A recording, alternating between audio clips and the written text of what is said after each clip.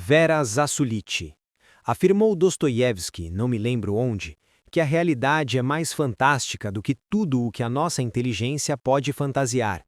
Passam-se, na verdade, diante dos nossos olhos, coisas que a mais poderosa imaginação criadora seria incapaz de combinar os seus dados para criá-las.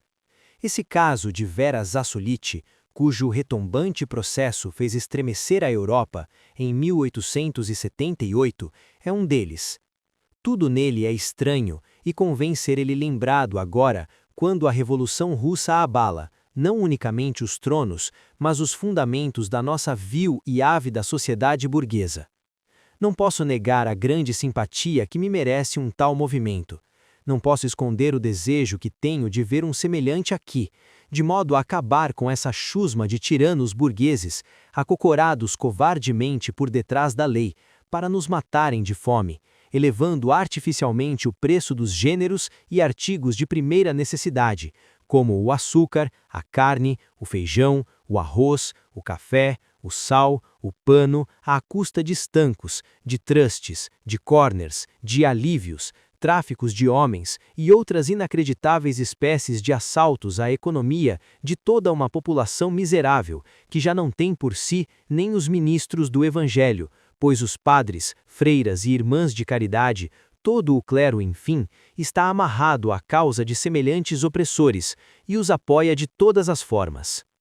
Disse Macaulay, num dos magníficos seus ensaios, que os filósofos franceses do século XVIII, quando combatiam a Igreja, estavam com os evangelhos, pois a vetusta instituição religiosa de Roma cada vez mais se afastava deles, e os filósofos cada vez mais se impregnavam do Espírito de Jesus.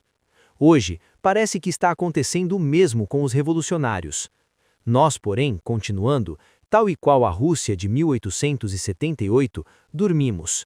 Como se lê no artigo de Victor Cherbulier, G. Valbert, na Revue des Mondes, de 10 de maio desse ano, os russos daqueles tempos assim falavam do seu torpor.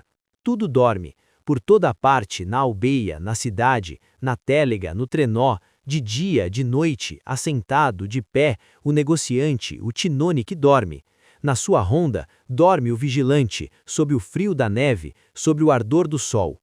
E o réu dorme, e o juiz dorme, os camponeses dormem com um sono de morte. Se eles ceifam ou avram, dormem ainda. Aquele que fere e aquele que é ferido dormem igualmente.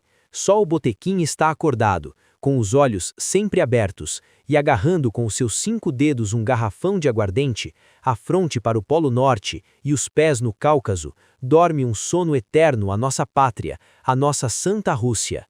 E nós poderíamos dizer do nosso resignado Brasil que ele, grande, imenso, rico e generoso, tendo os pés no Prata e a cabeça nas Guianas, com a gravata luxuosíssima do Amazonas ao pescoço, dorme completamente encachaçado, deixando que toda uma quadrilha, com lábias de patuás vários, o saqueie e o ponha a nu, como os judeus fizeram a nosso Senhor Jesus Cristo.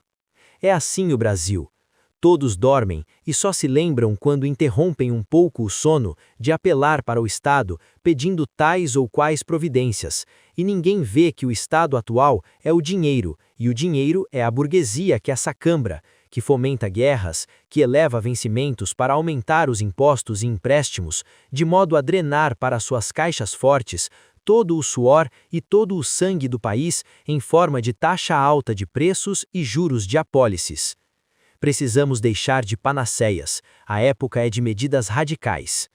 Não há quem, tendo meditado sobre esse estupendo movimento bolchevista, não lobrigue nele uma profunda e original feição social e um alcance de universal interesse humano e de incalculável amplitude sociológica. Pondo de parte os parnasianos e aqueles de mentalidade fóssil a serviço dos magnatas da bolsa, da indústria e do comércio, todos os homens de inteligência e de coração, independentes, tanto aqui quanto acolá, ficaram pensativos diante de uma revolução que tão fundamente atingiu os alicerces, não só de um grande e poderoso império, mas também dos fundamentos das matrizes das atuais aglomerações humanas, chamadas civilizadas.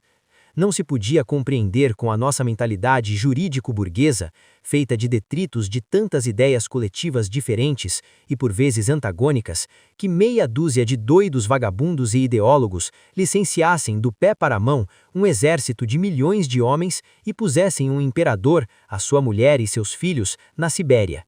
Não foram os doidos, como Lenin e outros são chamados pelos burgueses, não foram eles. Foram os oficiais e os soldados que se desarmaram a eles mesmos. É que a reforma de ideias e sentimentos já estava feita no íntimo deles todos, e como observou Oliveira Lima, não lhe satisfaziam muito aos ideais patrióticos e políticos. O essencial eram as medidas sociais. Puseram fora as carabinas. De resto, tomo a liberdade de repetir aqui o que disse em A Lanterna, de 21 de janeiro último, com o pseudônimo de Dr. Bogolov, tratando do terremoto maximalista. Loucas ou não, é preciso contar com suas utopias, pois se assim nos parecem hoje, talvez amanhã sejam disposições da legislação comum. A história nos ensina esse poder que o nosso glorioso e ajuizado Afrânio Peixoto, desdenhosamente, com toda a sua integridade mental, dá o nome de loucura ou outros mais rebarbativos. É uma força que não leva a Petrópolis, mas faz descer em um instante os que lá estão em namoro. São de meditar tais palavras quando vemos o baixo interesse ou a nossa pervoreda mental tentar amesquinhar os revolucionários russos com o epíteto loucos. Entre eles, há mulheres. Há até uma Madame Kolontai, que é ou foi ministro do bem público. Não é de hoje que as mulheres russas, moças em geral, se envolvem nesses movimentos altruístas subversivos do Império dos Romanoves.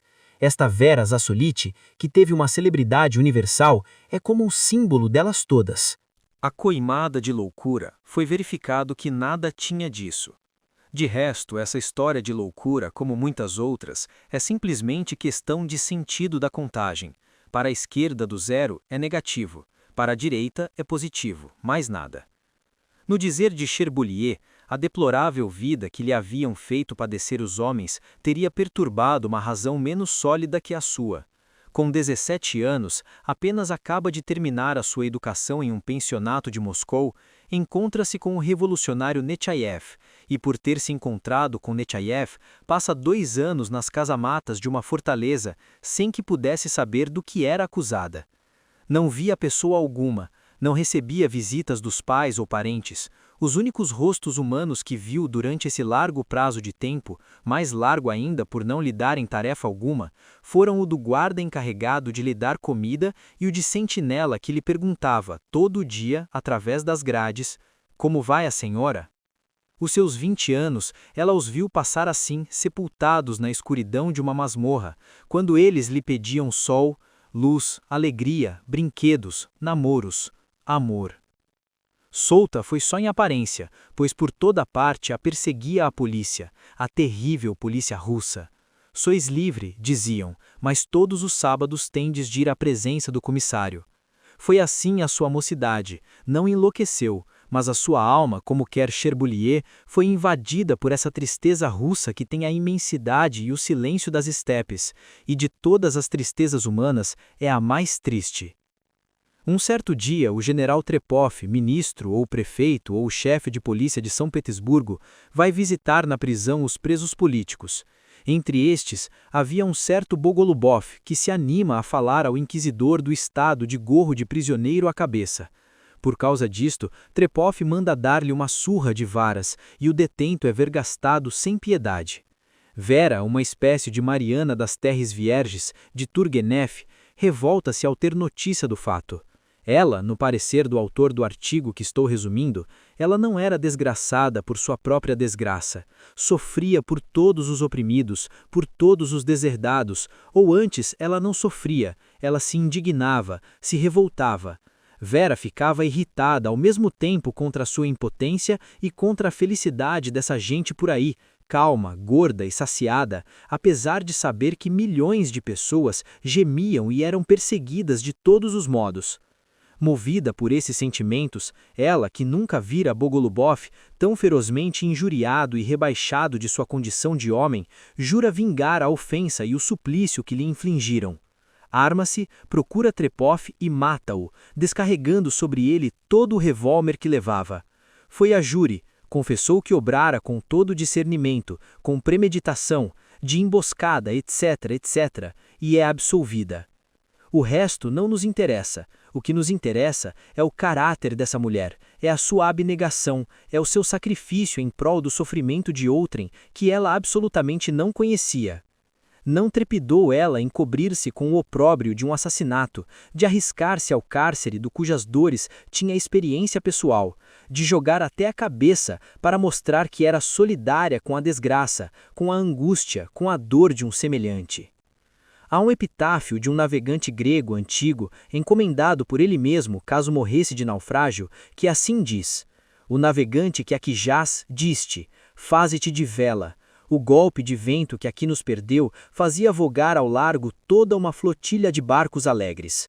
Vera não naufragou de todo, mas se a Rússia morrer nesse transe, ela verá que o golpe de vento que a matou fará singrar ao largo toda uma flotilha de povos felizes.